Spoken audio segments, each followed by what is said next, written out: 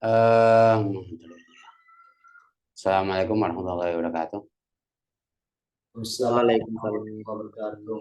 Eh, Kali ini kita akan membahas komponen kedua dari tindak pidana, yaitu sifat melawan hukum material.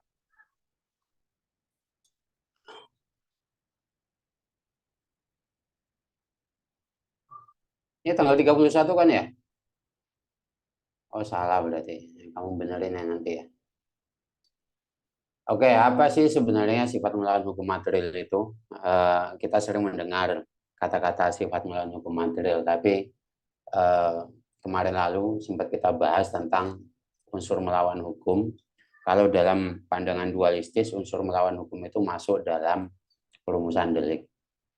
Eh, Kalau dalam monistis, memang dia melekat pada rumusan delik karena dia sebenarnya orisinalnya dia itu tidak punya doktrin tentang sifat melawan hukum material. Tapi nanti kita akan bahas apa sih perbedaan antara sifat melawan hukum material versi dualistis dengan monistis. Nanti kalian juga akan dihadapkan pada apa ini namanya istilah Rahwedrik Heid. Rahwedrik Heid itu ya sebenarnya sifat melawan hukum material, tapi kalau yang di Belanda itu Wederrechtelijk Heid gitu. Nanti saya tuliskan, saya lupa nuliskan ini.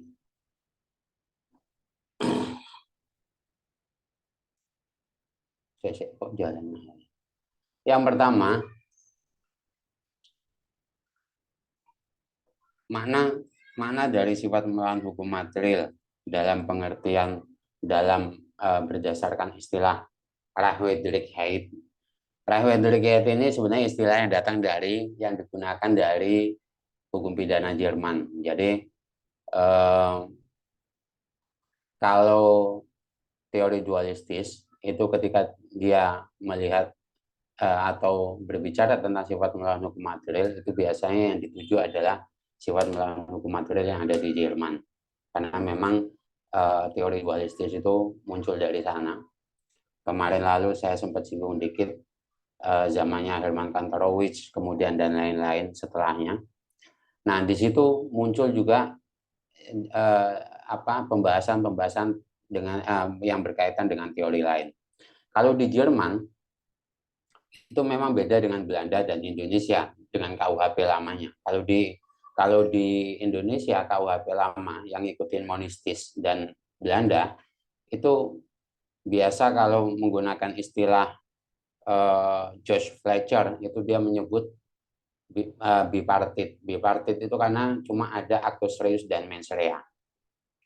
Tapi kalau di Jerman itu dibilangnya tripartit karena untuk menjatuhkan pidana pada orang itu harus ada tiga hal yang dipenuhi. Yang pertama adalah tindak pidana atau rumusan deliknya itu, kemudian sifat melawan hukum materialnya.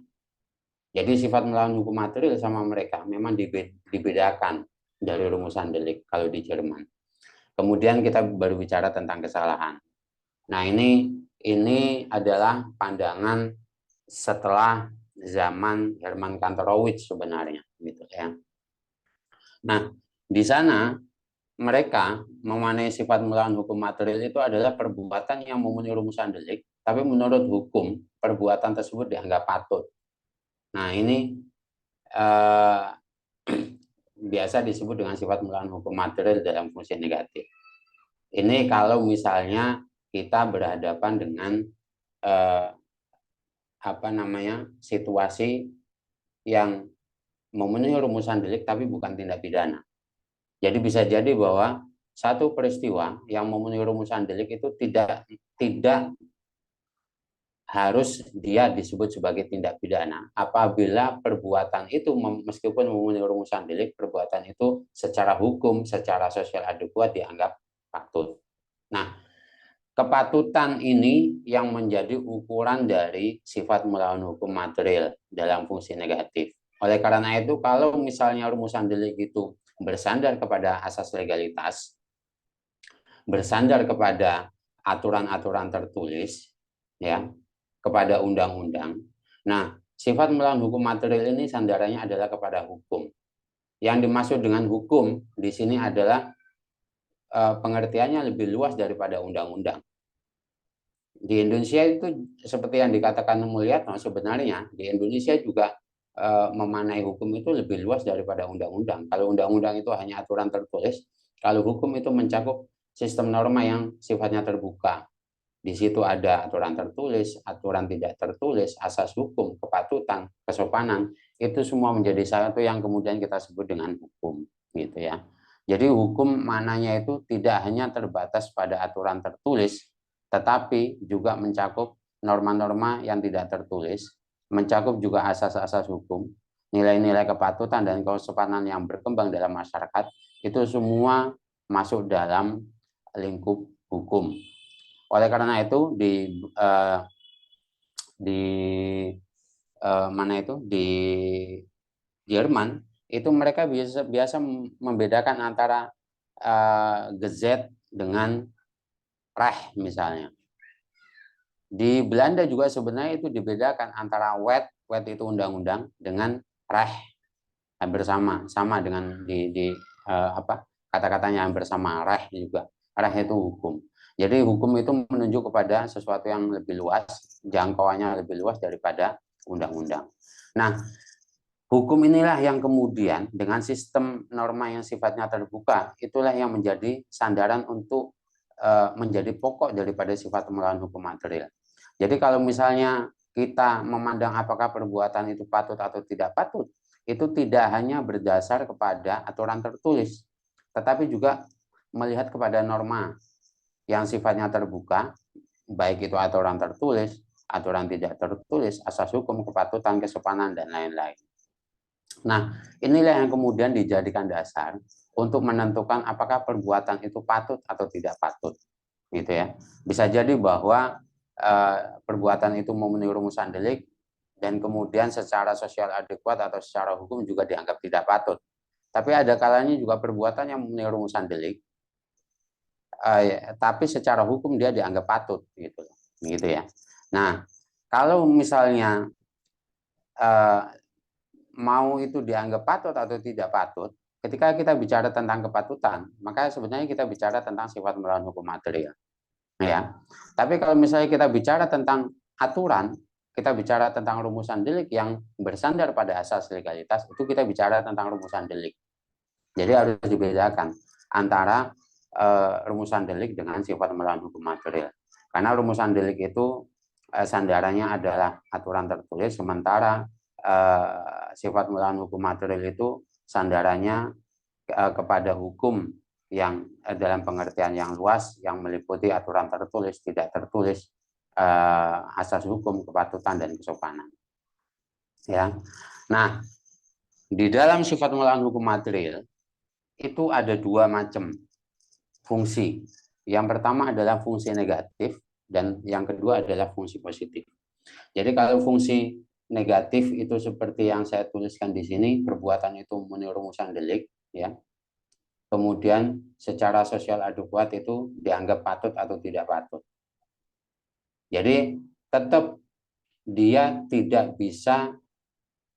tidak harus lebih dulu bersandar kepada undang-undang. Cara kerjanya untuk menilai sifat melawan hukum material itu yang pertama adalah dia ini sesuai rumusan delik atau tidak.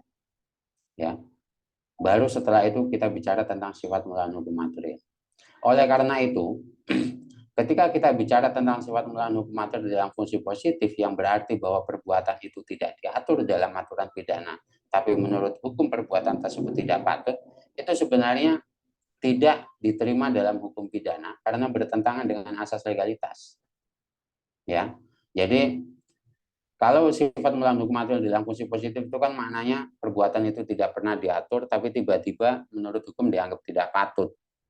Apakah itu kemudian boleh dalam hukum pidana? Hukum pidana sebenarnya secara umum menolak itu karena itu bertentangan dengan asas legalitas.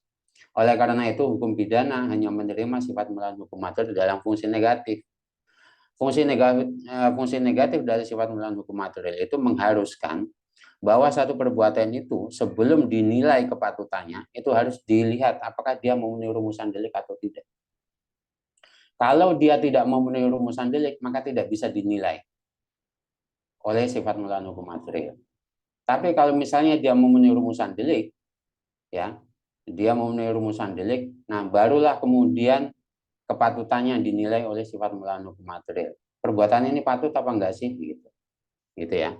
Jadi ada dua sifat melawan hukum material, baik itu dalam fungsi negatif maupun dalam fungsi positif, tapi yang diterima dalam hukum pidana adalah fungsi negatif karena dinilai sejalan dengan asas legalitas. Kemudian ini yang saya sebutkan tadi bahwa sifat melawan hukum material itu disandarkan kepada hukum secara dalam pengertian yang luas. Jadi ada hukum tertulis, ada hukum tidak tertulis, asas hukum, kepatutan, dan kesopanan itu menjadi bagian tidak terpisahkan dari doktrin sifat melawan hukum material yang digunakan untuk menentukan, untuk menilai apakah perbuatan itu patut atau tidak patut. Nah, dalam konteks Indonesia, ya, dalam konteks Indonesia, hukum ini juga meliputi hukum yang berkembang dalam masyarakat dan hukum adat, gitu. Jadi hukum adat juga termasuk dalam dalam pengertian hukum yang menjadi dasar bagi sifat melawan hukum material untuk menentukan apakah perbuatan itu patut atau tidak patut. Nah, karena ini sandarannya bersandar kepada hukum yang berkembang dalam masyarakat, oleh karena itu bisa jadi dengan kondisi Indonesia yang heterogen, itu bisa jadi bahwa antara satu tempat dengan tempat lain itu mereka berbeda dalam memandang kepatutan itu. Apa yang patut di Papua belum tentu patut di Jakarta. Apa yang patut di Jogja belum tentu patut di Jakarta. Apa yang patut di Jakarta bisa jadi patut juga di Jogja, tapi bisa jadi juga tidak patut, gitu.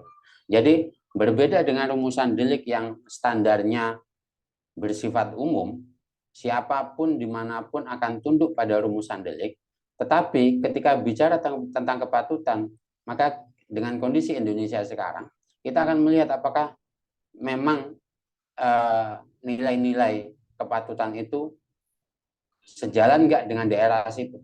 Karena bisa jadi dengan adat yang banyak macamnya, ya, itu bisa jadi bahwa nilai kepatutan satu daerah dengan daerah lain itu akan berbeda, ya.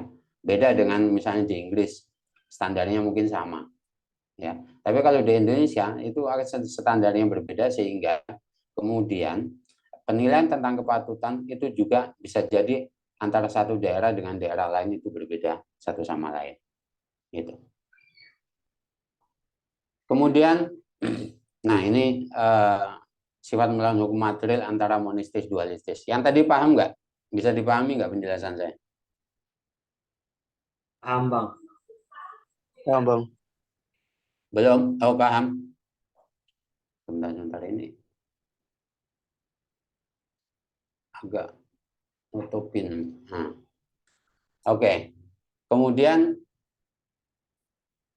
bagi monistis, mereka juga paham dengan sifat melawan hukum material, tapi proses bagaimana mereka menteorisasi sifat melawan hukum material itu berbeda dengan dualistis.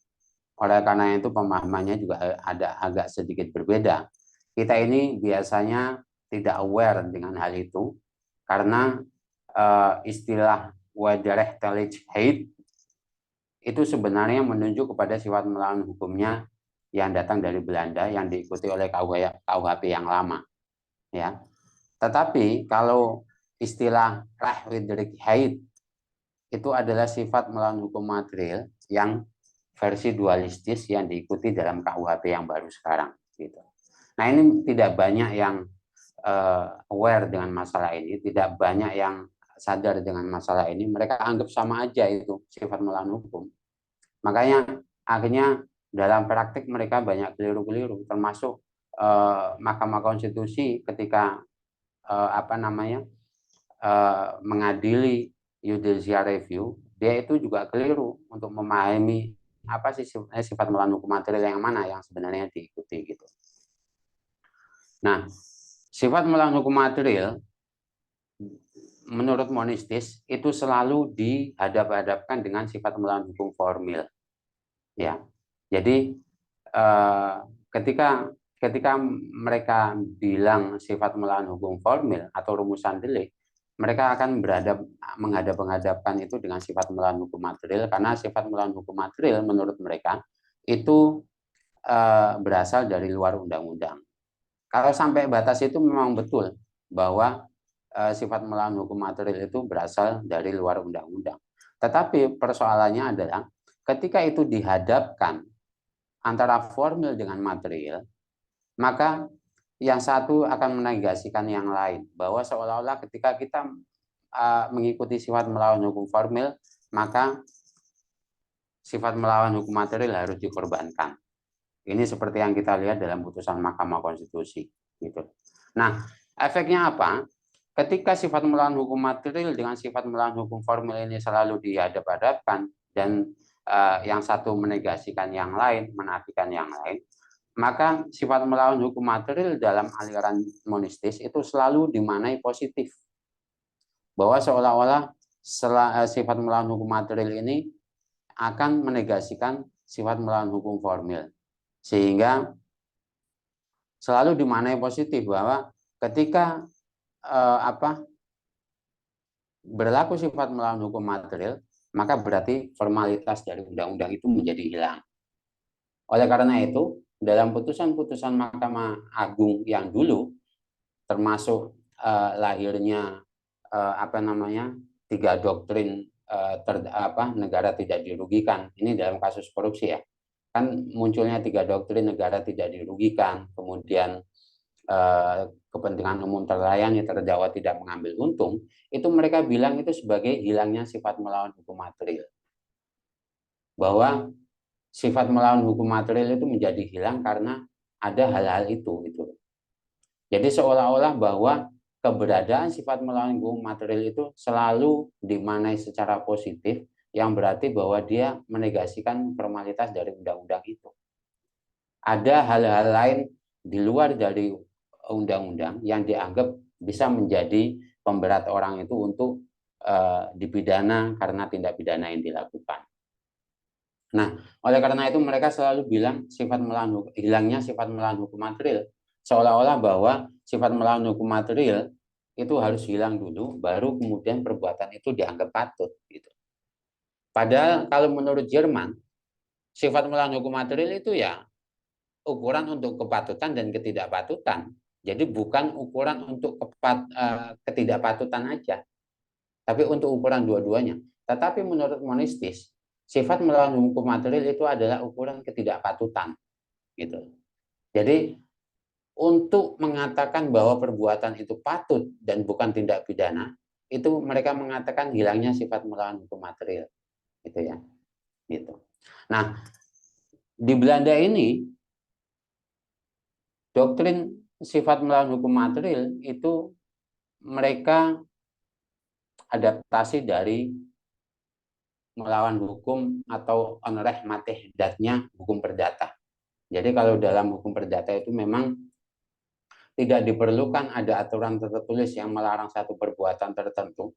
Yang penting kalau misalnya perbuatan itu dianggap tidak patut, maka orang yang melakukan perbuatan yang tidak patut itu harus mengganti kerugian. Kira-kira aturan di hukum perdata begitu.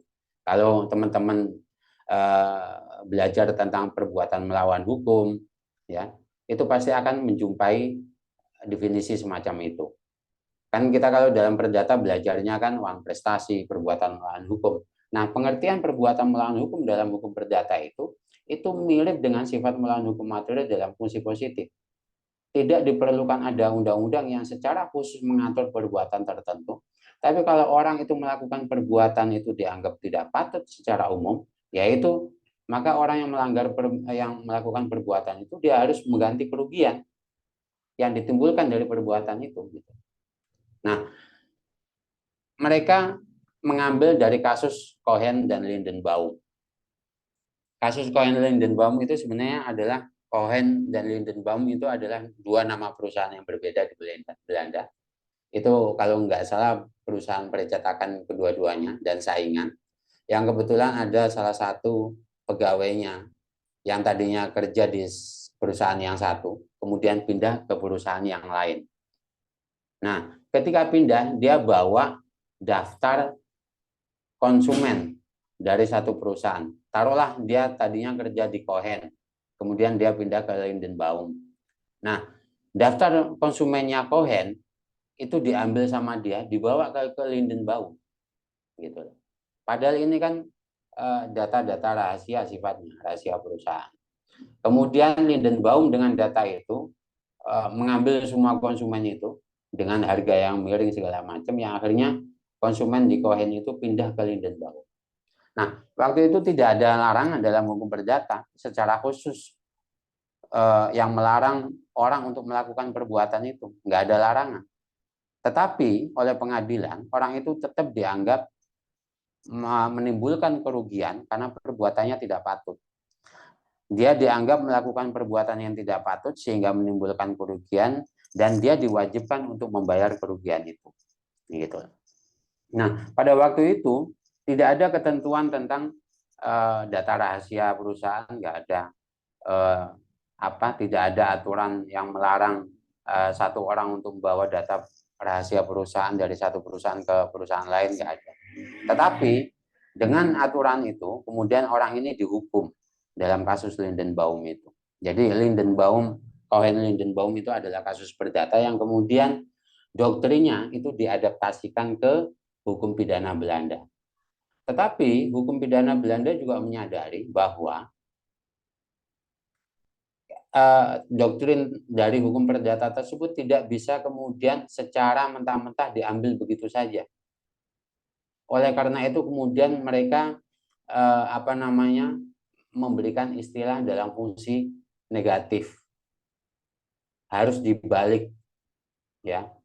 Dibaliknya apa? Dibaliknya adalah bahwa satu perbuatan yang memenuhi rumusan delik itu bagaimanapun tadinya itu kan harus dipidana karena dia melakukan tindak pidana kalau dia memenuhi rumusan delik. Tapi dengan adanya doktrin baru ini, kemudian belum tentu bahwa orang yang memenuhi rumusan delik itu dipidana kalau misalnya perbuatannya itu dianggap patut. Jadi dibalik dia dari Cohen dan Lindenbaum itu. Kalau di Cohen Lindenbaum itu fungsinya positif karena itu berkaitan dengan hukum perdata. Nah, dalam hukum pidana itu kemudian dibalik dan dijadikan dalam fungsi negatif yang berarti bahwa seseorang yang memenuhi rumusan delik kalau perbuatannya patut maka perbuatannya bukanlah tindak pidana. Nah, ini alam monistis dan genealogi teoritiknya begitu kalau dari Belanda. Tetapi di Belanda sendiri teori tersebut tidak secara praktis tidak bertahan lama karena hanya sekali saja diterapkan menurut penelitian dari Komaria Emong Saparjaya dengan siapa ini Indrianto Seno Aji dalam disertasi mereka bahwa sifat melawan hukum material di Belanda itu hanya diterapkan sekali, yaitu dalam kasus dokter hewan. Jadi pada waktu itu muncul wabah hewan sapi gitu ya. Nah, akhirnya dokter itu karena untuk mengimunisasi hewan yang sakit, dia campurkanlah hewan yang sehat itu dengan hewan yang sakit. Sapi yang sakit dengan sapi yang sehat itu dijadikan dalam satu kandang. Padahal waktu itu ada larangan undang-undang medis yang melarang orang siapapun untuk mencampurkan hewan sehat dengan hewan yang sakit. Tapi menurut ilmu medis itu justru bisa mengimunisasi hewan yang sakit sehingga menjadi sehat. Begitulah kira-kira. Nah, akhirnya dia diadili dan pengadilan menyatakan bahwa perbuatannya memenuhi rumusan delik, perbuatannya secara formil melawan hukum, tetapi perbuatannya dianggap patut karena menurut ilmu medis itu dibenarkan. Imunisasi dengan cara mencampurkan hewan sakit dengan hewan yang sehat dalam satu kandang itu dibenarkan secara medis sehingga kemudian perbuatannya tidak dianggap sebagai tindak pidana. Nah, ini adalah sifat melawan hukum material dalam pengertian Wederrechtelijkheid yang ada di Belanda. Ya. Nah, berbeda dengan sifat melawan hukum material versi dualistis yang menggunakan istilah Rechtswidrigkeit itu berasal dari Jerman, ya. Jadi sifat melawan hukum material menurut dualistis ini adalah adalah doktrin yang sama sekali berbeda dengan rumusan delik. Keduanya adalah komponen terciptanya tindak pidana, tetapi keduanya rumusan delik dengan sifat melawan hukum material itu dua doktrin yang berbeda sehingga tidak bisa dihadap-hadapkan satu sama lain. Di dalam hukum pidana, rumusan delik itu tetap menjadi pintu gerbang pertama untuk melihat perbuatan itu tindak pidana atau bukan. Baru setelah rumusan delik terpenuhi, baru kemudian kepatutannya dinilai oleh sifat melawan hukum material. Oleh karena itu, di Jerman mereka tidak menghadap-hadapkan antara doktrin Tatbestanmaßigkeit atau rumusan delik dengan sifat melawan hukum material atau Rechtswidrigkeit. Ya, keduanya berjalan seiring, punya fase-fase kerja masing-masing, punya cara kerja masing-masing, yang mana rumusan delik itu lebih dulu, kemudian fase keduanya, komponen kedua untuk menentukan perbuatan itu menjadi tidak pidana, kita menggunakan sifat melawan hukum material untuk menilai apakah perbuatan itu patut atau tidak patut. Jadi kalau di Jerman, antara rumusan delik dengan sifat melawan hukum material ini tidak menghilangkan satu sama lain. Mereka kerjasama gitu. Ya, mereka kerjasama. Tetapi sifat melawan hukum material ini tidak bisa menjadi nomor satu. Dia selalu menjadi nomor dua. Rumusan delik yang harus menjadi nomor satu terus, gitu ya. Dalam pengertian bahwa ketika kita mau menentukan satu perbuatan itu tindak pidana atau bukan, maka yang kita lihat pertama kali adalah rumusan deliknya. Berdasarkan asas legalitas ini memenuhi rumusan delik nggak peristiwa ini, perbuatan ini. Baru setelah itu terpenuhi, baru kita melihat apakah ini secara material melawan hukum atau tidak.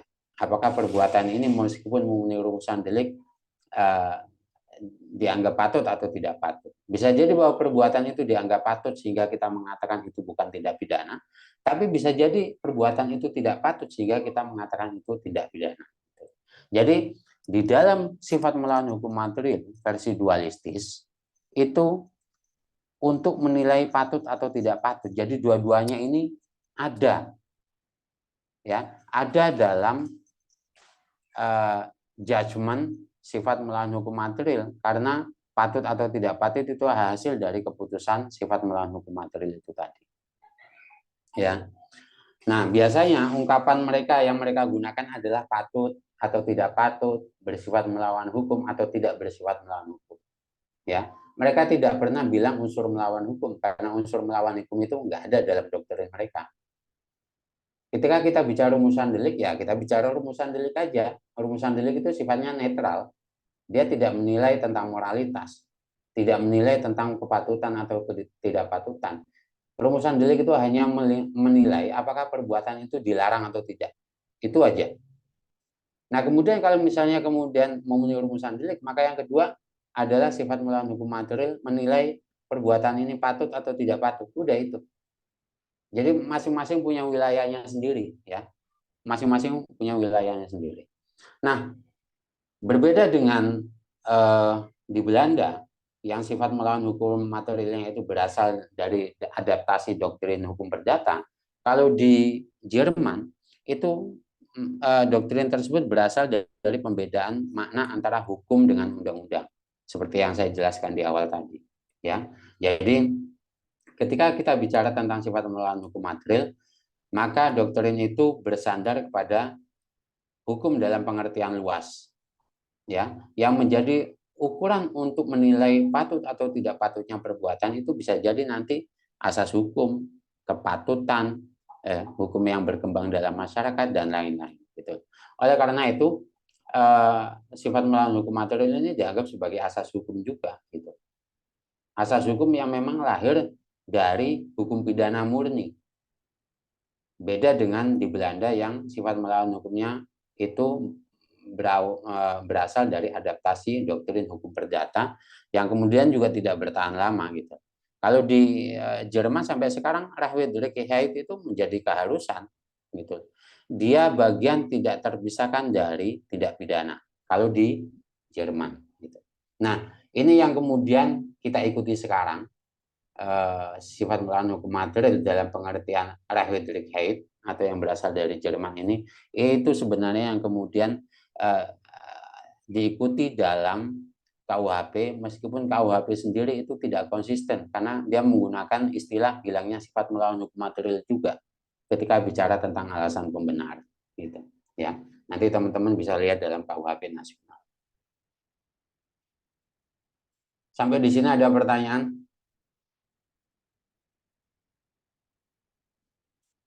Ada pertanyaan enggak? Terus lanjut.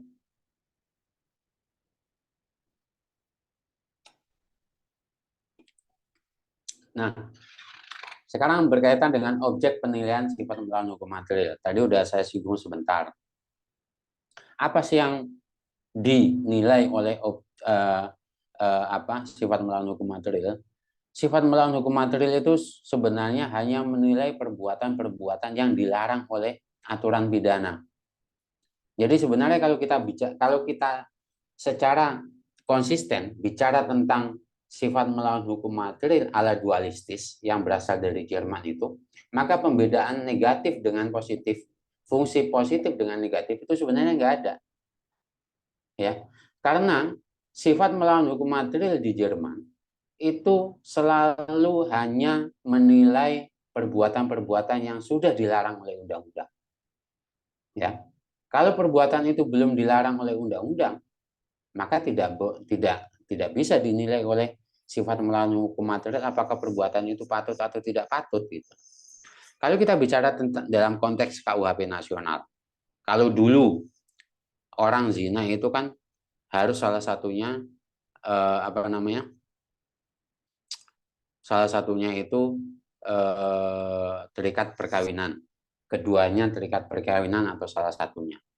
Maka ketika orang itu sama-sama bujang, maka perbuatan dia berdua kumpul kebo misalnya dengan KUHP yang lama itu tidak memenuhi rumusan delik. Nah, karena perbuatan itu tidak memenuhi rumusan delik, maka tidak bisa dinilai ketidakpatutannya. Itu di luar dari objek penilaian sifat melawan hukum material. Gitu. Beda dengan KUHP nasional sekarang yang kemudian mengkriminalisasi bahwa zina itu ya hubungan antara perempuan dengan laki-laki misalnya, meskipun salah satunya itu dua-duanya masih bujang, ya tetap aja itu dikatakan sebagai overspell atau zina gitu ya.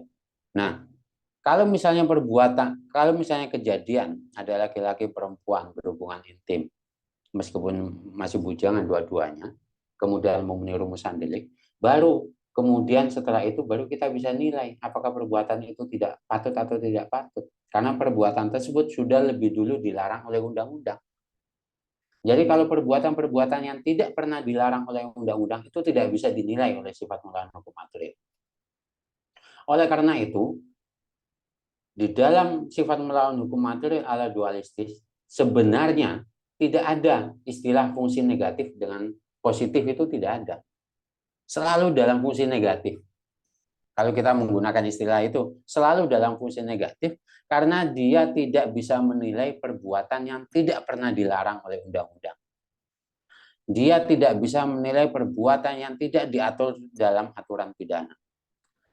Sifat melawan hukum material ala Jerman, ala dualistis, itu hanya bisa menilai perbuatan yang sudah lebih dulu dilarang oleh undang-undang, baru dia bisa nilai. Ya, kalau tidak pernah diatur, tidak bisa dia nilai. Dia berada di luar jangkauan dari penilaian sifat melawan hukum material. Jadi harus dibedakan ini dua-duanya. Gitu. Kemudian, ini kita bicara teori. Sampai sini ada pertanyaan sebelum kita bicara tentang undang-undangnya. Pembahasan kita kayaknya nggak lama ini sekarang. Sampai sini ada pertanyaan? Masuk, Bang. Ada? Ya, Bang. Masuk, Bang. Masuk itu artinya apa? Lanjut atau? Ya, ini Bang. Bertanya, Bang. Ini, Bang. Mengenai tentang sifat melawan hukum material. Suaramu kurang gede kayaknya. Oh ya, oh ya, udah. Ini udah. Saya yang volumenya kecil. Ya. Jadi gini Bang, kemarin itu sebenarnya saya ada perdebatan mengenai sifat melawan hukum material dalam arti positif maupun negatif yang amat bagian. kan gini, pada awalnya bahwa Sama siapa? Bang Gen Zainal Arifin Bang. Soalnya kan ada pertama gini, sifat melawan hukum material dalam arti negatif itu kan bahwa ada menghapus rumusan delik. Artinya kalau memang ada perbuatan yang dilarang tetapi perbuatan itu dianggap patut oleh masyarakat, maka hal demikian tidak dianggap tindak pidana. Itu dalam arti material. Nah, sementara dalam arti positif bahwa ini tidak ada aturan yang mengatur perbuatan demikian, tetapi perbuatan ini dianggap tercela oleh masyarakat. Hal demikian pun tidak dianggap dalam pidana. Lah, perdebatan di sini, Bang, ini kan dua posisi ini tidak profesional mendudukan. Bagaimana mungkin padahal si korban dia telah betul-betul dianggap tercela, ada apa namanya? Korban ini merasakan bahwa ada hak korban yang tercederai oleh seseorang ini karena secara masyarakat bahwa perbuatan ini perbuatan yang tercela tetapi tidak diatur oleh undang-undang, hal demikian di dalam hukum pidana tidak dianggap begitu kan Bang. Nah, sementara yang sisi lain berarti kan tidak profesional. Mengapa tidak mendudukan secara profesional Bang? Makanya dalam KUHP itu kan ada sisi lain, asas legalitas harus diperluas lagi Bang. Ada asas legalitas secara arti positif, ada legalitas secara negatif.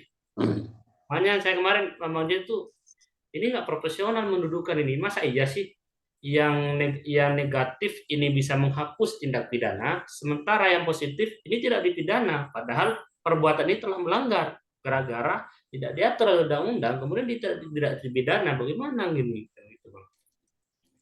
Terus pertanyaanmu apa?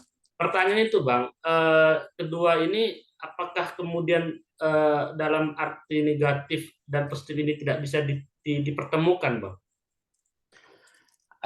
Itu mereka ini berseberangan antara ini kalau kita bicara ala Belanda ya, karena seperti yang saya jelaskan tadi bahwa istilah positif dengan negatif itu secara konseptual itu berasal dari Belanda harusnya gitu.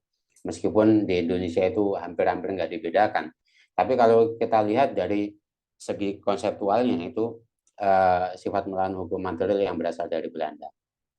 Nah, kita bisa menentukan bahwa perbuatan itu dilarang atau tidak, itu ukurannya apa? Apakah undang-undang atau kepatutan? Gitu. Kalau menurut yang dalam sifat melawan hukum material dalam fungsi positif, itu kepatutan. Mereka hukum yang berlaku dalam masyarakat. Tetapi di Belanda pun itu ditolak karena itu dianggap melanggar asas legalitas. Ya, ketika seseorang itu merasa dirugikan, ya, mereka menyerahkan permasalahannya kepada negara. Jadi negara lah yang kemudian menentukan bagaimana mengurus orang yang melakukan tindak pidana. Jadi korban tidak urusan lagi, gitu. Nah, urusannya di mana dalam sistem peradilan pidana? Di mana letak korban? Kalau di Indonesia, negara yang berkewajiban sebenarnya untuk memberikan ganti rugi atau restitusi atau apa.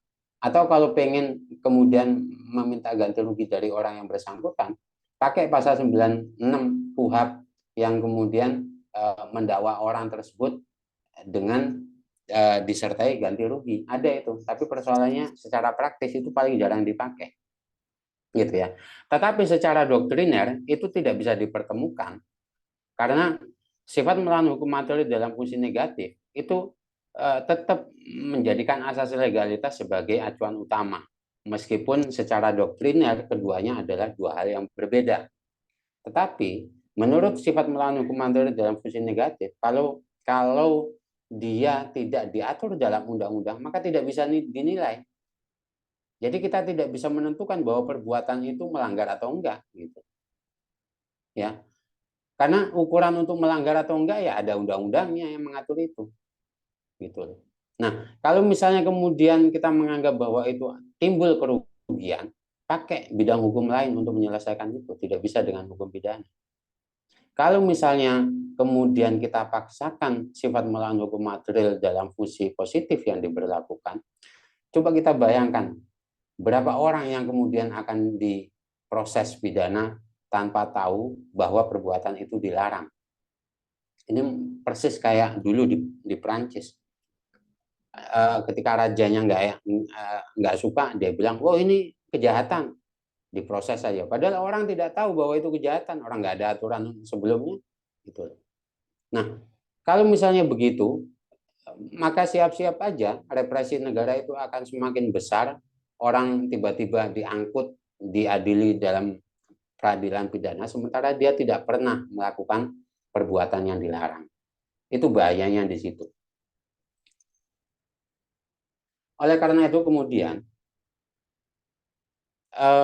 pendapat dari Bardan Nawawi Arif yang memperluas asas legalitas dan membedakannya dalam fungsi positif dengan negatif itu banyak ditentang sebenarnya.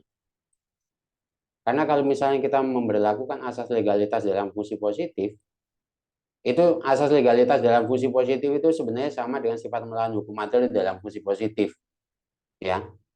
Jadi nggak perlu ada undang-undang, tapi kalau menurut masyarakat itu dianggap tidak patut, ya itu tindak pidana. Itu kan bahaya sekali. Berapa orang yang kemudian mau secara sepihak dinyatakan negara sebagai pelaku tindak pidana kalau begitu. Sementara undang-undangnya nggak ada yang mengatur atau melarang perbuatan tersebut. Nah, oleh karena itu kemudian akhirnya dimodifikasilah oleh KUHP sekarang karena itu dianggap nggak ini. Itu perdebatannya panjang gitu. Waktu istilah sifat asas legalitas dalam fungsi positif itu disampaikan pertama kali oleh Bardan Nawawi Arif ketika dia menjadi ketua tim perumus KUHP, itu akhirnya kan mandek lama gitu. Karena orang berdebat tentang itu gitu. Nah, akhirnya kemudian itu di di dalam KUHP itu akhirnya nanti kita akan bicara tentang itu sebenarnya. Tapi singkatnya saya katakan bahwa kemudian itu hanya diperuntukkan untuk hukum adat. Dan pidananya juga harus pidana adat. Nggak bisa dengan hukum ini, hukum KUHP nasional. Pidananya nggak bisa pakai pidana yang ada dalam KUHP nasional. Tetapi di situ dinyatakan bahwa hukum yang berkembang dalam masyarakat ini tetap dianggap ada. Tetap bisa diterapkan, tapi pidananya juga pidana adat. Setara dengan pidana denda kalau dalam KUHP gitu. Nggak boleh kalau misalnya bunuh ya harus dibunuh juga, tetap aja nggak boleh itu. Kalau di Madura kan ada carok gitu ya, kemudian di Makassar ada siri gitu. Apakah kemudian orang yang sudah menodai kehormatan orang tersebut harus juga dibunuh? Nah, nggak boleh juga, tetap ada batas-batasannya kalau dalam KUHP nasional. Nanti akan kita bahas itu. Gitu. Ada pertanyaan lain? Tapi tetap aja itu akhirnya kemudian dimodifikasi ya. Dimodifikasi hanya boleh untuk hukum adat, bukan untuk semua tindak pidana gitu. Karena bahaya sekali kalau misalnya itu. Dan itu pun prosesnya harus panjang, harus ada penetapan bahwa dia itu hukum adat atau bukan, masih berkembang di masyarakat atau bukan. Menurut peraturan pemerintah, saya juga nggak ngebayangin, saya pasti ngebayangin bahwa ketentuan tersebut tidak akan bisa diterapkan dengan baik karena pemerintah akan sibuk sekali untuk menetapkan hukum adat apa yang berkembang di Indonesia. Sementara dan itu diserahkan ke Pemda-Pemda gitu. Pasti sibuk sekali, pasti nggak jalan itu. Kalau dulu Van Vollenhoven itu hanya mengklasifikasi ada 11 keluarga adat yang punya hukum adat, tapi saya pikir itu akan lebih banyak dari apa yang diklasifikasi oleh Van Vollenhoven, dan itu susah sekali untuk itu, parameternya apa, ininya apa gitu. Ada pertanyaan lain? Nggak ada? Kalau nggak ada, saya lanjut. Mana ini pada gambarnya nggak ada ini?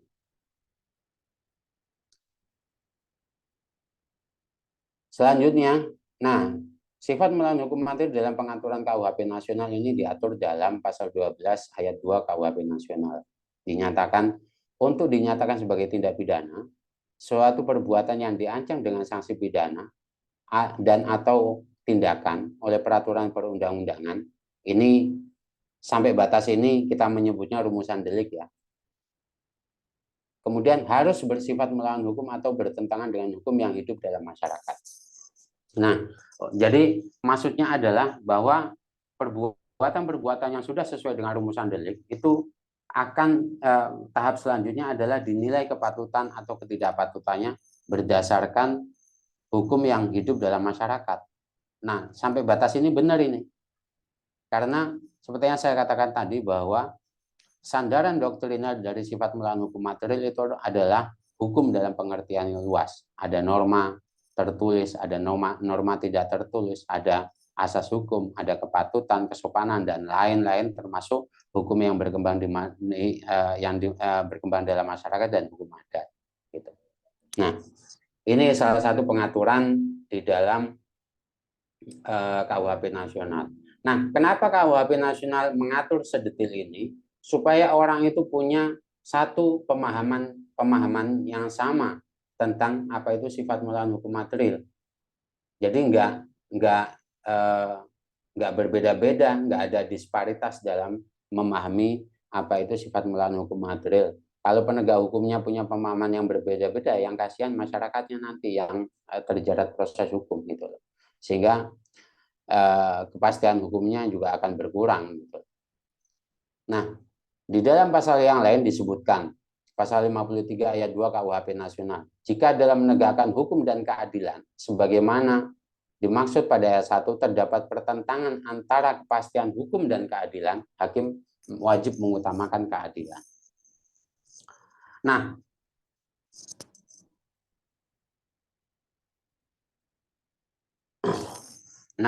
yang dimaksud dengan kepastian hukum itu adalah rumusan delik, ya. Kepastian hukum itu yang dimaksud adalah rumusan delik yang bersandar kepada asas legalitas. Dan keadilan di sini yang dimaksud adalah sifat melawan hukum material yang menggunakan norma secara terbuka itu tadi untuk menilai kepatutan atau ketidakpatutan perbuatan. Ketentuan ini sebenarnya secara mudahnya mengatakan bahwa perbuatan yang memenuhi rumusan delik, tapi kalau dianggap tidak patut, maka kita harus menyatakan bahwa perbuatan itu bukan saya ulangi. Kalau misalnya hakim mengadili satu perkara menemukan bahwa perbuatan yang dilakukan oleh orang itu memenuhi rumusan delik, tapi perbuatan itu dianggap patut, maka dia harus mengatakan bahwa perbuatan itu bukan tindak pidana. Itu namanya mengutamakan keadilan. Karena meskipun perbuatan itu memenuhi rumusan delik tapi dianggap patut, maka dia tidak boleh dipidana. Karena perbuatannya bukan tindak pidana. Itu namanya mengutamakan keadilan. Jadi kalau misalnya ada dua pertentangan, di satu sisi bahwa perbuatannya itu memenuhi rumusan delik, ya. Setelah memenuhi rumusan delik kemudian dilihat kepatutannya ternyata perbuatan itu dianggap patut menurut sifat melawan hukum material, maka dia harus dinyatakan bukan tindak pidana. Maka perbuatan itu harus dinyatakan patut dan oleh karenanya bukan tindak pidana. Nah, maksud dari pasal 53 ayat 2 KUHP nasional ini. Cuma kemarin memang bagi tim perumus yang yang memang ini kurang dieksplor ya, tapi ketika Prof. Ruslan Saleh pertama kali mendraft ini, yang dimaksudkan kepastian hukum itu adalah rumusan delik, dan keadilan itu adalah sifat melawan hukum material berkaitan dengan kepatutan atau ketidakpatutan perbuatan. Nah, memang di akhir-akhir tim perumus KUHP tidak terlalu bahas masalah ini karena ini sudah selesai dibahas lama sebenarnya. Sementara tim perancang yang baru itu lebih konsen kepada harmonisasi aturan-aturan yang ada dalam KUHP, kemudian masalah pemidanaan yang banyak sekali hal-hal baru yang diperkenalkan dalam aturan-aturan tersebut, seperti misalnya pidana sosial, pidana kerja sosial dan lain-lain. Nah, yang terakhir tim perancang lebih konsen ke arah situ. Jadi penjelasan tentang hal ini sudah selesai lama di kepengurusan tim perancang sebelumnya. Nah, kemudian untuk yang pasal 2 ayat 1 KUHP nasional, itu juga mengatur tentang sifat melawan hukum material. Disebutkan di sini ketentuan sebagaimana dimaksud dalam pasal 1 ayat 1 tidak mengurangi berlakunya hidup dalam masyarakat yang menentukan bahwa seorang patut dipidana walaupun perbuatan tersebut tidak diatur dalam undang-undang. Nah, ini yang dulu dimunculkan oleh Prof. Barda ya, kalau saya tidak salah dengar gitu. Ini dimunculkan oleh Prof. Barda yang kemudian menimbulkan polemik karena perdebatan panjang sih sebenarnya di dalam tim promosi itu, karena dianggap bertentangan dengan asas legalitas. Prof. Andi Hamzah mengatakan ini sebagai akrobat hukum aja ini, karena seolah-olah melindungi asas legalitas tapi ternyata melanggar asas legalitas. Nah, oleh karena itu dalam penjelasannya diperjelas lagi, yang dimaksud dengan hukum yang hidup dalam masyarakat adalah hukum adat yang menentukan bahwa seseorang melakukan perbuatan tertentu patut dipidana. Hukum yang hidup dalam masyarakat dalam pasal ini berkaitan dengan hukum tidak tertulis yang masih berlaku dan berkembang dalam kehidupan masyarakat di Indonesia. Untuk memperkuat keberlakuan hukum yang hidup dalam masyarakat tersebut, peraturan daerah mengatur mengenai tindak pidana adat tersebut. Ya, jadi kalau misalnya peraturan daerah belum menentukan tindak pidana adat, maka kita tidak bisa mengklaim itu sebagai tindak pidana adat yang tunduk kepada pasal ini. Ya, kenapa ketentuan ini ada? Akhirnya ketentuan ini diproyeksikan untuk memayungi aturan-aturan yang ada di luar KUHP, tindak pidana adat yang ada di luar KUHP. Jadi memang KUHP nasional ini bukan hanya mengatur perbuatan-perbuatan di dalam kodifikasinya sendiri, tapi dia juga memayungi aturan-aturan lain di luar dari KUHP yang sudah ada sebelumnya di Indonesia. Nah, dalam ketentuan yang lain, coba saya lihat ini ada enggak. Nah, dalam ketentuan yang lain itu ini dijelaskan bahwa setiap orang ini ya, ini pertanyaannya adalah apakah hukum adat itu sifat melawan hukum material dalam fungsi positif atau tidak? Kalau kita hanya berhenti pada ketentuan tadi, tidak pasal 2 ayat 1 tanpa menggunakan penjelasan dan tanpa menggunakan pasal ini 597 KUHP nasional, maka kita akan mengira bahwa itu adalah sifat melawan hukum material dalam fungsi positif. Karena negara diberikan kewenangan untuk menjatuhkan pidana terhadap orang yang melakukan perbuatan yang dianggap tidak patut meskipun tidak pernah dilarang oleh undang-undang.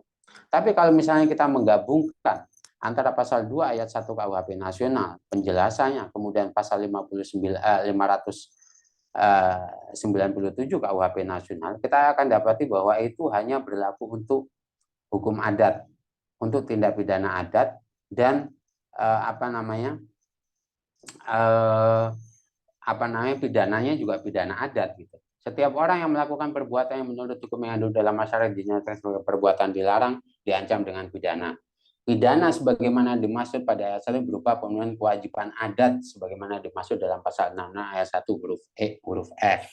Jadi bukan pemidanaannya bukan didasarkan pada pidana pokok atau pidana tambahan yang ada dalam KUHP, tapi didasarkan pada pidana adat. Nah, ini fungsi KUHP nasional untuk memayungi aturan-aturan adat, ya.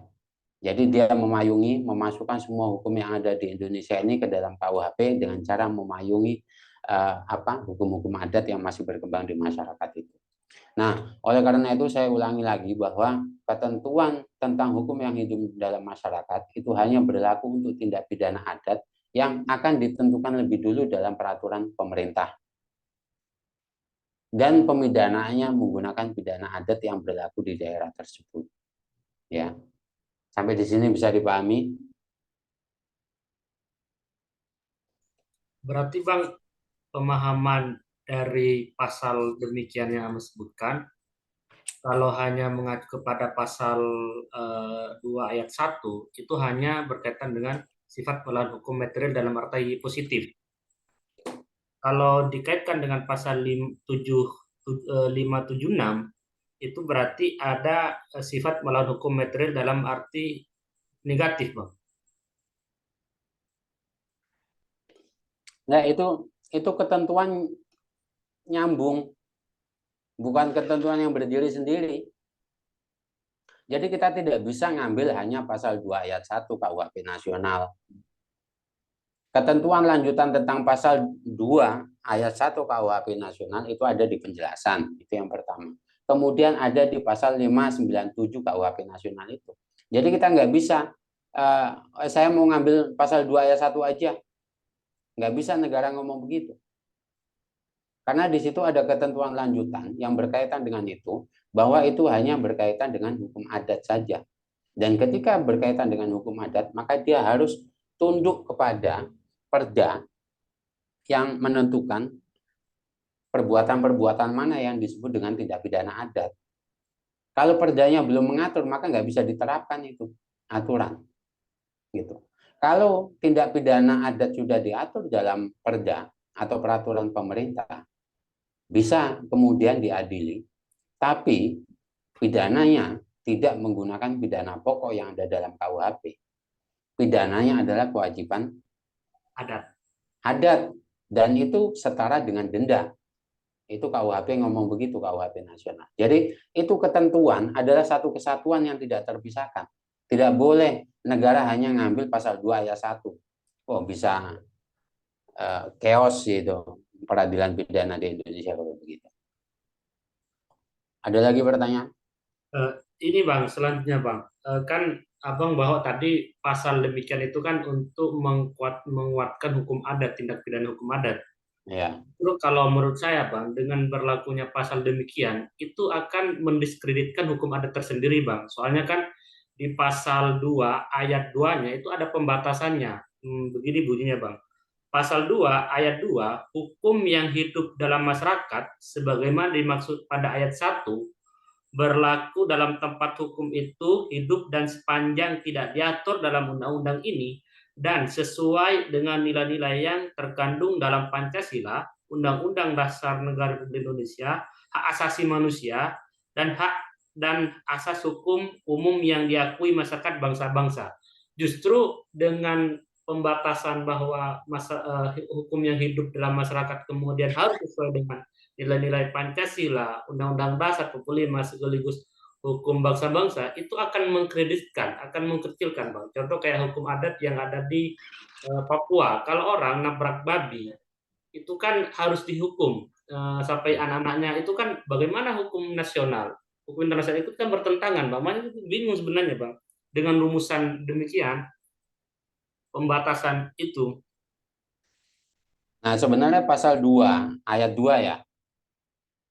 Pasal 2 ayat 2 KUHP nasional itu adalah pedoman bagi peraturan pemerintah untuk menentukan tindak pidana mana yang bisa dipayungi, tindak pidana adat seperti apa yang bisa dipayungi oleh KUHP nasional. Gitu. Kan kadang ada yang meskipun tidak proporsional, masa nabrak babi aja hukumannya bisa begitu, katakanlah begitu, sampai turun temurun, ya, masa sampai bisa begitu gitu.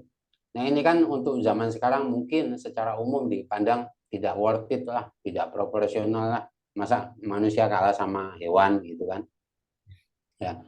Nah itu menjadi ukuran untuk peraturan pemerintah, tindak pidana adat mana yang dimasukkan. Tidak, kalau menurut ukuran itu memang harus ada pemilahan. Tidak semua tindak pidana adat bisa dimasukkan ke dalam KUHP nasional. Hanya tindak pidana adat yang apa? Yang sesuai dengan pasal 2 ayat 2 itu yang kemudian bisa ditentukan sebagai tindak pidana adat menurut KUHP nasional, dan itu harus ditentukan dalam perda lebih dulu gitu. Susah kayaknya kalau menurut saya itu Bang untuk menentukan demikian. Ya susah, nggak ada pasal 2 ayat 2 untuk meneliti hukum adat di Indonesia pasti susah, apalagi ya ada begitu. Oh, nggak sempat orang ngurusin begitu, negara masih banyak yang perlu diurus gitu. Cuma kan mau nggak mau pemikiran yang muncul pada tim perancang KUHP itu kan harus diakomodasi, dan mereka ini kan tidak tidak merumuskan itu berdasarkan khayalan. Mereka ini kenapa perumusan hukum adat itu muncul? Karena banyak sekali hukum adat yang ada di Indonesia yang baik yang terdeteksi maupun tidak terdeteksi yang harus mereka atur. Karena ada kalanya hukum adat itu yang sifatnya masih terlalu primitif, yang menganggap hukuman badan itu biasa, dan kadang-kadang hukumannya juga melampaui batas kemanusiaan. Nah, kekhawatiran mereka terhadap hal itu akhirnya mereka kenapa menjadikan KUHP nasional ini menjadi payung bagi tindak pidana itu, supaya untuk mengawasi juga bahwa jangan sampai kemudian hukuman badan yang tidak manusiawi itu terjadi dalam hukum pidana adat tanpa pengawasan dari KUHP nasional. Tujuannya itu. Nah, oleh karena itu kemudian ditentukan juga lah aturan pedoman kriminalisasi terhadap tindak pidana adat yang ada dalam pasal 2 ayat 2 itu.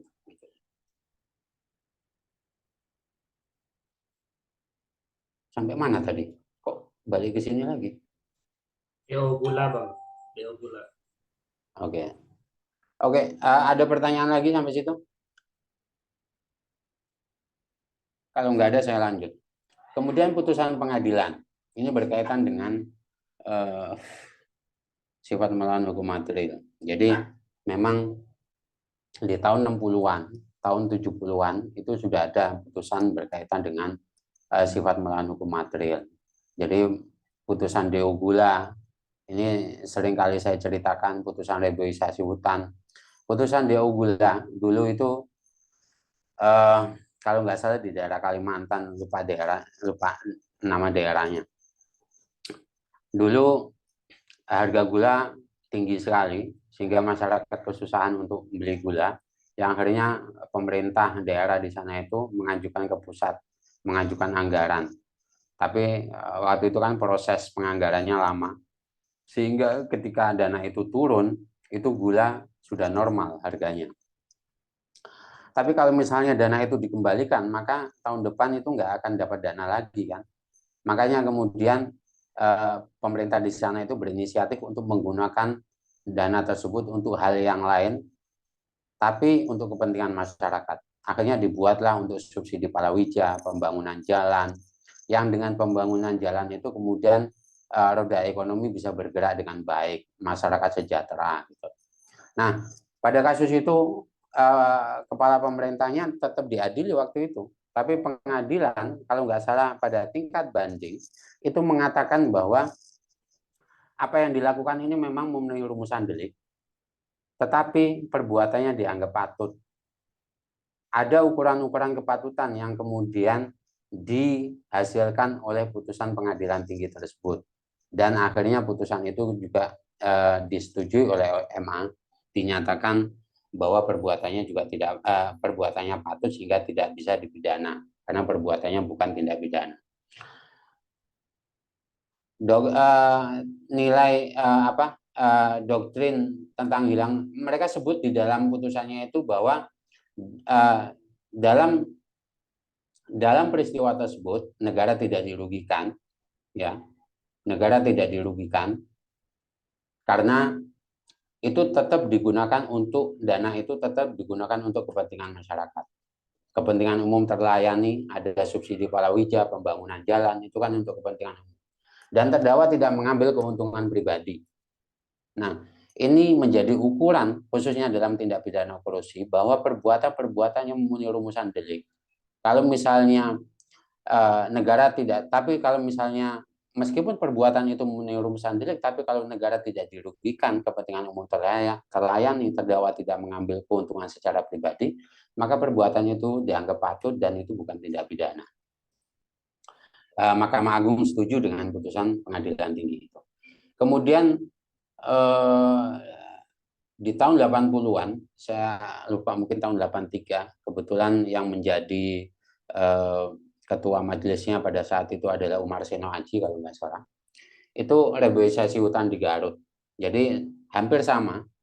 Pada saat itu penanggung jawab di sana, pejabat penanggung jawab di sana itu ingin melakukan reboisasi hutan karena hutannya gundul kan. Dia mengajukan dana ke pusat karena lama turunnya.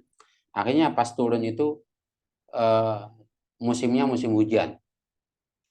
Kalau dipaksakan untuk melakukan reboisasi pasti akan mati semua karena bibit-bibit itu pasti akan hanyut terbawa air hujan gitu kan. Akhirnya mereka berinisiatif untuk bikin mes atau rumah dinas pegawai di pinggiran hutan itu. Tujuannya adalah supaya orang atau pegawai-pegawai kehutanan itu bisa pulang ke rumah sambil ngawasi hutan. Tadinya mereka kan pulang ke rumah masing-masing di kampung masing-masing. Sehingga hutan itu kalau malam tidak ada yang ngawasi. Ya kalau orang mau nebang, ya nebang-nebang malam, ya nggak terawasi oleh mereka gitu. Nah akhirnya dibikinlah mes dan rumah dinas di sekeliling hutan itu supaya mereka bisa pulang ke rumah sambil ngawasi hutan sekalian.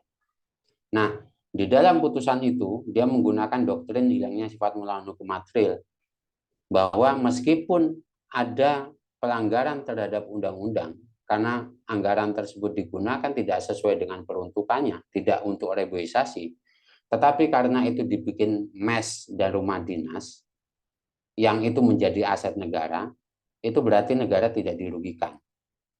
Kepentingan umum terlayani karena hutan bisa dipantau siang dan malam, kemudian terdakwa tidak mengambil keuntungan secara pribadi. Nah, akhirnya dinyatakan bahwa meskipun perbuatannya itu memenuhi rumusan delik, tapi perbuatannya dianggap patut sehingga perbuatannya bukan tindak pidana. Ya, ini sudah ada putusannya. Meskipun peradilan di Indonesia ini putusannya tidak konsisten, kadang-kadang diikuti, kadang-kadang enggak gitu. Terutama dalam kasus-kasus korupsi. Meskipun saya mendapati beberapa kasus korupsi akhir-akhir ini, meskipun negara tidak dirugikan, kepentingan umum terlayani, terdakwa tidak mengambil keuntungan pribadi, itu tetap aja dipidana mereka. Jadi seolah-olah sifat melawan hukum material yang dulu diikuti di tahun 60-an, 70-an, 80-an itu sekarang seolah-olah tidak diikuti. Mereka hanya mengikuti sifat melawan hukum formil aja. Yang penting kalau memenuhi rumusan delik dalam keadaan apapun dia harus dipidana. Salah satu contoh misalnya ada pembangunan bandara di Maluku Utara. Ya, di sana nggak punya tanah, nggak punya apa, akhirnya bupati di daerah sana itu bikinlah tanahnya yang dipakai, ya, tanahnya yang dipakai karena itu tanah keluarganya, ya bayar juga negara, dan itu wajar kalau menurut saya negara bayar, namanya bukan tanahnya dia, tapi dibayar dengan harga murah meskipun itu luas gitu ya. Nah, ketika timbul masalah, ketika dilakukan semacam audit oleh BPK, ini bukan audit karena tindak pidana, audit rutin gitu ya. Dikatakan, oh ini ada kesalahan prosedur yang mengakibatkan negara rugi gitu. Padahal negara pada waktu itu sudah dapat tanah dan masyarakat yang pemilik tanah sudah dapat bayaran. Kan udah selesai sebenarnya masalah itu. Tapi karena ada temuan itu, ya, ini masalah akut di negara kita ini, yang kadang-kadang salah mengaudit itu, ya, karena ada diskrepansi, ada gap antara kerugian negara dalam undang-undang BPK perbendaharaan negara dengan kerugian negara yang ada dalam undang-undang tipikor. Kalau dalam undang-undang BPK perbendaharaan negara sama apalagi undang-undang keuangan negara atau apa gitu saya lupa, itu mereka masih menganggap bahwa potensi itu masih dianggap sebagai kerugian negara. Tapi kalau undang-undang tipikor berdasarkan putusan Mahkamah Konstitusi nomor 25 tahun 2016, kerugian negara itu harus aktual, harus benar-benar terjadi, tidak hanya potensi gitu. Nah, akhirnya karena ada temuan rutin itu, bupati itu mengembalikan uang itu dengan uangnya sendiri. Jadi uang yang sudah diterima masyarakat dari negara itu ya sudahlah dipakai masing-masing karena itu memang haknya. Tapi karena ada temuan itu, jadi bupati itu yang mengganti dengan uangnya sendiri. Jadi negara untung sebenarnya itu. Udah dapat tanah, dapat duit juga gitu kan. Sampai kemudian diadililah bupati ini dalam satu pengadilan yang kemudian diputus bersalah. Tapi putusannya lucu. Putusannya itu ini kasus yang saya pegang ya. Putusannya itu menyatakan ada kerugian negara, tapi ada perintah kepada KPK waktu itu untuk mengembalikan uang, untuk memerintahkan negara mengembalikan uang yang diganti oleh bupati itu tadi. Ini di tingkat pengadilan pertama. Jadi, kalau misalnya begitu kan pembayaran itu diakui oleh negara. Terus apa yang rugi dari negara?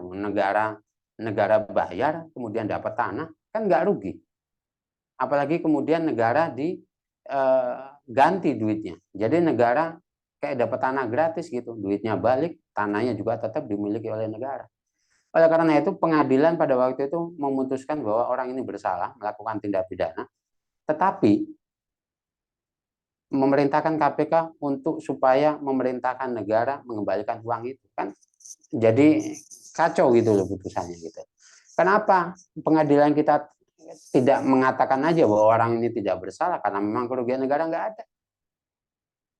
Nah itu salah satu persoalan akut kita, bahwa semua perkara dalam tindak pidana korupsi itu berakhir dengan pidana, itu belum tentu bahwa memang betul-betul mereka bersalah gitu. Itu salah satu dari yang saya temui, kebetulan saya pegang sendiri, dan itu menyusahkan KPK juga. Dengan kewenangan apa KPK kemudian bisa memerintahkan negara untuk mengembalikan duit itu?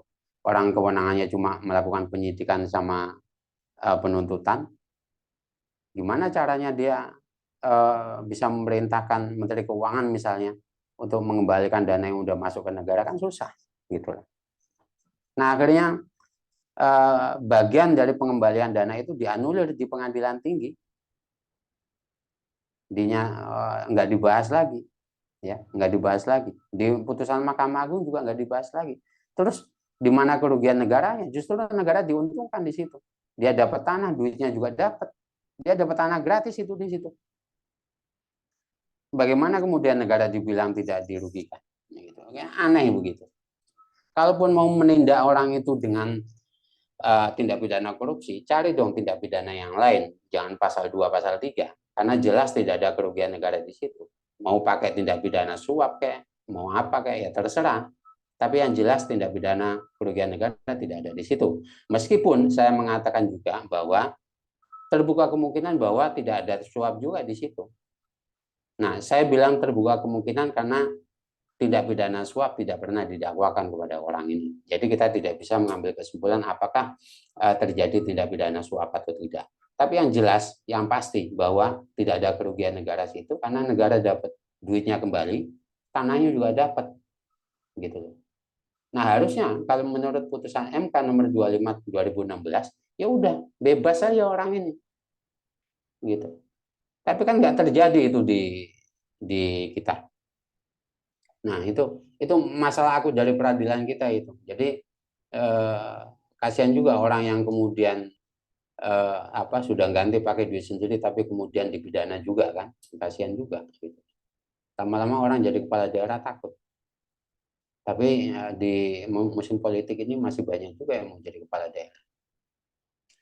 Kemudian, nah ini yang saya katakan tadi, bahwa di putusan Mahkamah Konstitusi nomor 3 tahun 2006 itu mereka memahami material with direct hate itu sebagai melawan hukum material yang berasal dari Belanda.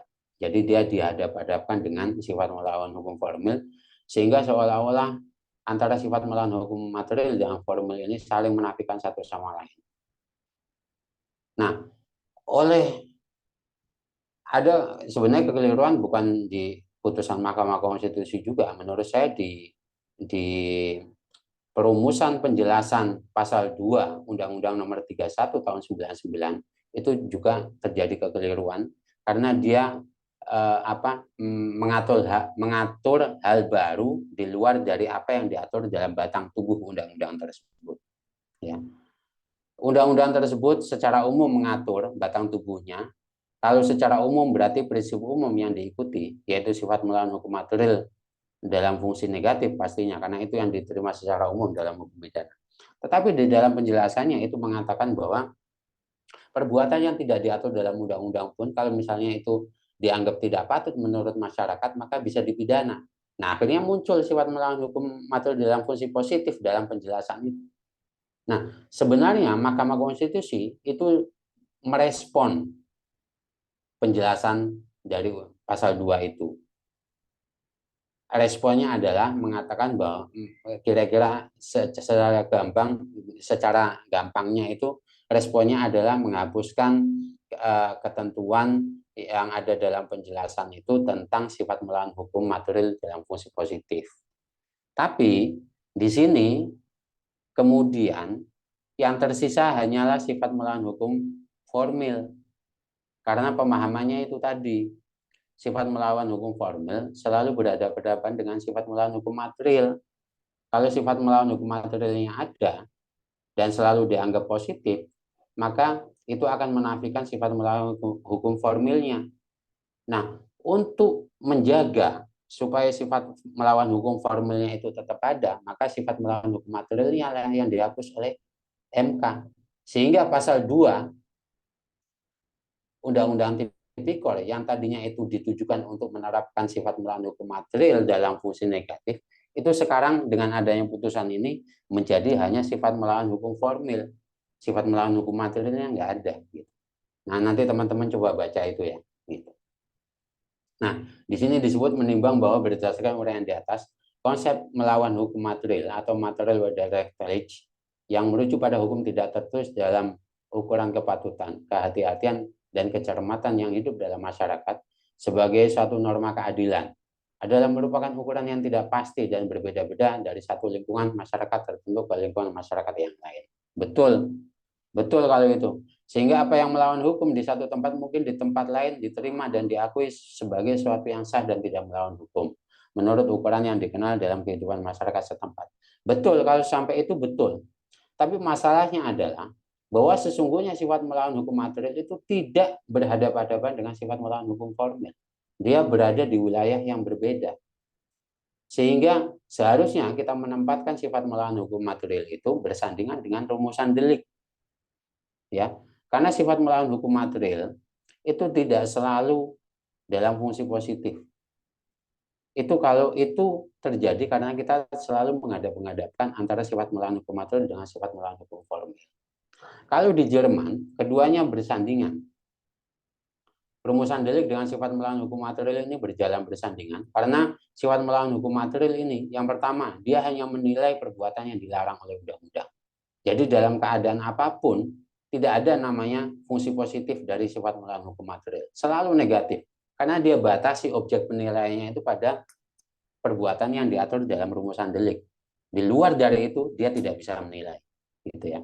Nah, oleh karena itu, sifat melawan hukum material yang berasal dari Jerman atau Reichswidrigkeit itu, dia berisi tentang kepatutan atau ketidakpatutan. Dia menilai perbuatan itu patut atau tidak patut. Itu dua-duanya masuk dalam penilaian sifat melawan hukum material. Gitu. Nah, kalau yang berasal dari Belanda itu kan seolah-olah dipahami bahwa sifat melawan hukum material itu selalu positif, ya, selalu positif. Maka untuk menyatakan perbuatan itu patut, kita menyatakan bahwa hilangnya sifat melawan hukum material. Justru dengan sifat melawan hukum material ini kita bisa menilai apakah perbuatan itu patut atau tidak patut berdasarkan norma. Gitu ya. Saya selalu mencontohkan misalnya saya nggak tahu ini informasi tentang hukum adat ini benar atau enggak di Sumbawa itu. Kalau orang udah dewasa itu dia disuruh untuk nyuri kuda.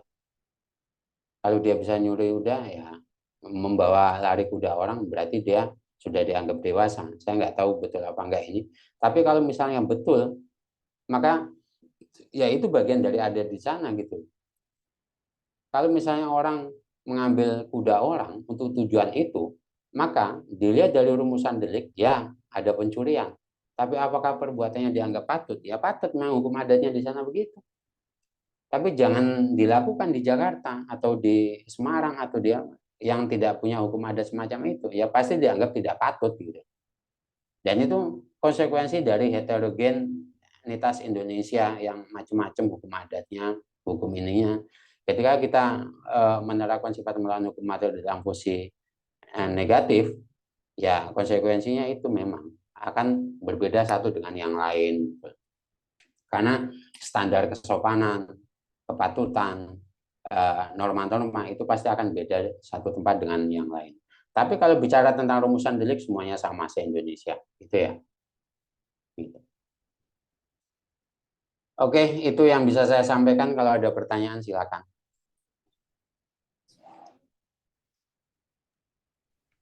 Ya Bang, izin bertanya Bang mengenai ini Bang, sifat melakukan material dalam pembatasan Bang. Tadi kan dari contoh-contoh yang Abang kasih itu rata-rata adalah masalah tindak pidana tipikor, tindak pidana korupsi. Masalah sifat melakukan material yang patut itu kan ada 3 hal. Pertama, negara tidak dirugikan, kepentingan umum terlayani, dan terdakwa tidak ngambil. Lah, yang menjadi pertanyaan saya tersendiri dan masih ambigu dalam pikiran saya, yang secara umum itu bahwa perbuatan itu dianggap patut oleh masyarakat, standarisasinya, pembatasnya seperti apa, Bang? Apakah memang ada putusan hakim yang kemudian memberi klarifikasi bahwa yang dianggap patut oleh masyarakat harus gini, gini, gini, gini. Kan yang tadi Abang contohkan dalam tipikor doang. Kalau yang dalam hal-hal yang lain, bagaimana, Bang? Soalnya saya temuin masih belum ada, Bang. Ya, dalam putusan yang lain ada, tapi saya nggak ingat persis putusannya apa. Waktu itu ada pembelian motor Vespa. Jadi orang ini dituduh melakukan penipuan. Ya, ternyata memang ada masalah lah ya. Ada masalah dalam jual beli itu yang kemudian yang penjual ini melaporkan si pembeli, yang kemudian diproses secara hukum, si pembelinya diadili. Tapi di situ ternyata memang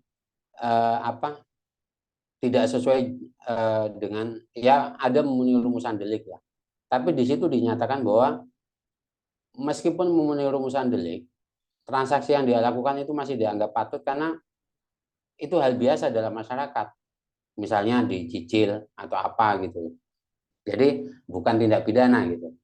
Nah, persisnya itu ada dalam, coba nanti dilihat, teman-teman lihat dalam bukunya Prof. Komaria Emang Saparja ya. Itu ada beberapa kasus yang dikutip di situ. Bukan hanya soal korupsi, ada penipuan, ada apa gitu.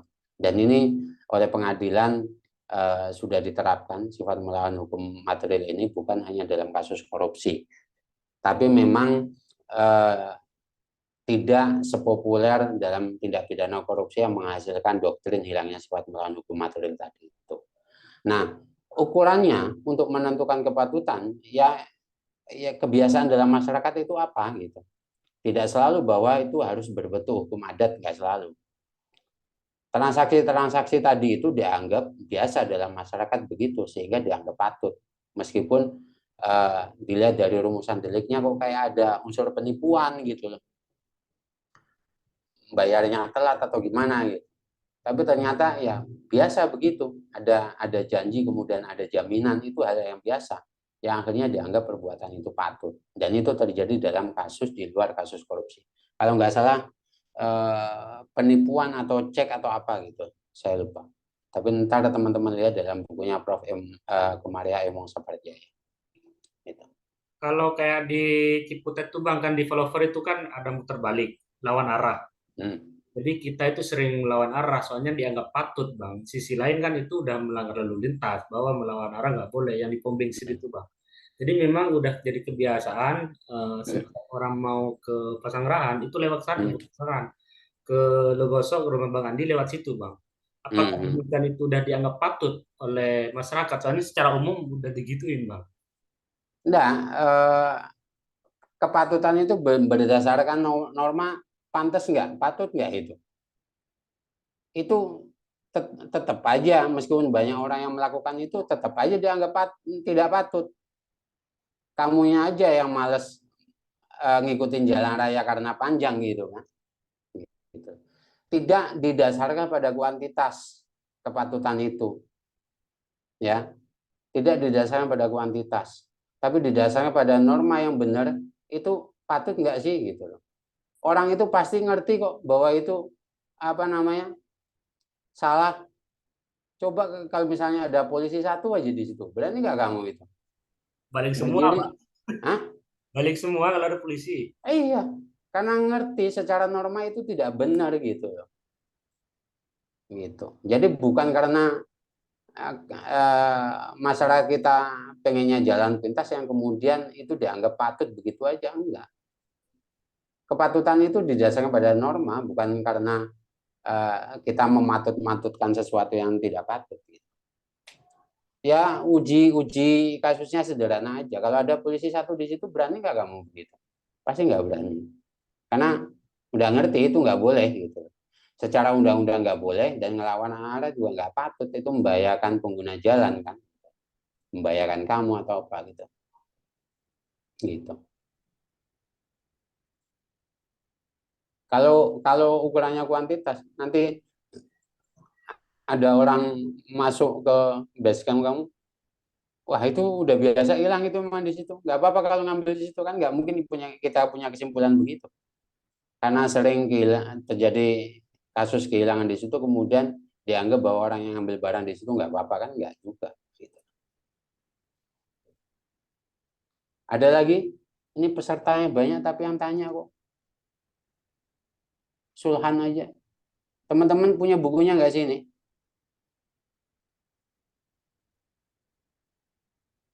Ada Bang bukunya, Bang. Udah dibahas.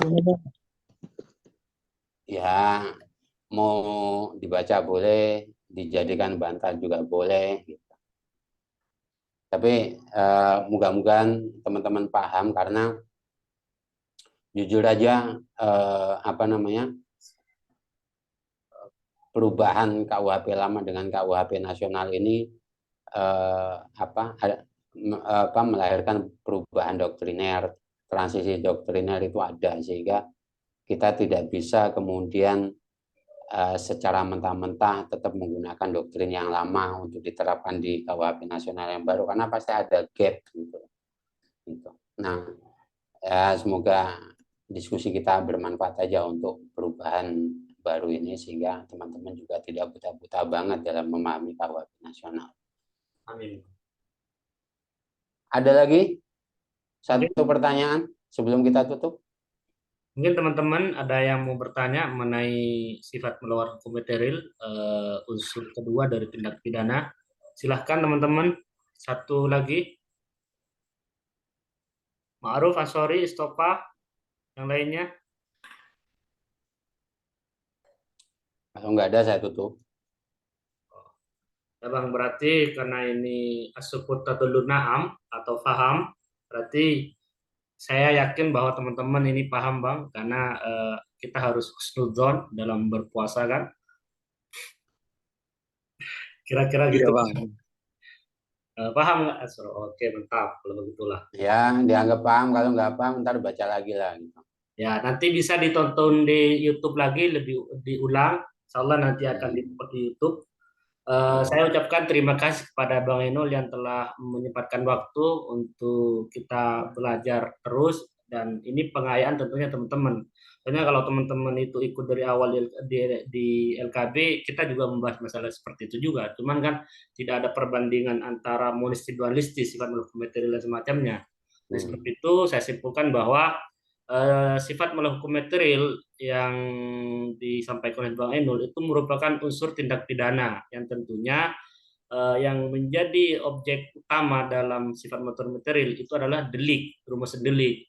Kalau rumusan delik itu terpenuhi, maka kita lihat langkah selanjutnya, apakah patut atau tidak patut dalam masyarakat. Nah, kalau dianggap patut oleh masyarakat perbuatan tersebut dan sisi lain bahwa perbuatan itu bertentangan dengan undang-undang, maka perbuatan itu tidak dianggap tindak pidana. Lebihnya begitu Bang Inul. Terima kasih kepada teman-teman yang telah memperkenalkan diri. Mari kita tutup. Sebelum ditutup, saya ingin klarifikasi dikit. Saya tidak menggunakan unsur tindak pidana supaya tidak kecampur-campur dengan rumusan delik. Jadi saya kadang-kadang menggunakan komponen tindak pidana tentang apalah terserah. Yang penting tidak unsur supaya tidak karena kita umumnya menggunakan kata unsur tindak pidana itu untuk menggambarkan rumusan deliknya. Teman-teman bebas saja menggunakan istilah apa. Yang terpenting adalah bahwa ketiga komponen rumusan delik, sifat melawan hukum material dan tidak ada alasan pembenar itu adalah syarat terjadinya tindak pidana. Itu aja. Oke. Terima kasih Bang. Mari kita tutup musyawarah diskusi malam ini dengan pembacaan alhamdulillah.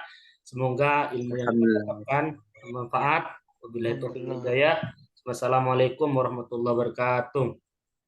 Waalaikumsalam Waalaikumsalam warahmatullahi warahmatullahi wabarakatuh. Makasih Bang Ainul sama Bang Samsul. Makasih, Bang Ainul. wabarakatuh. Sama-sama. Saya izin live ya. Iya, Bang.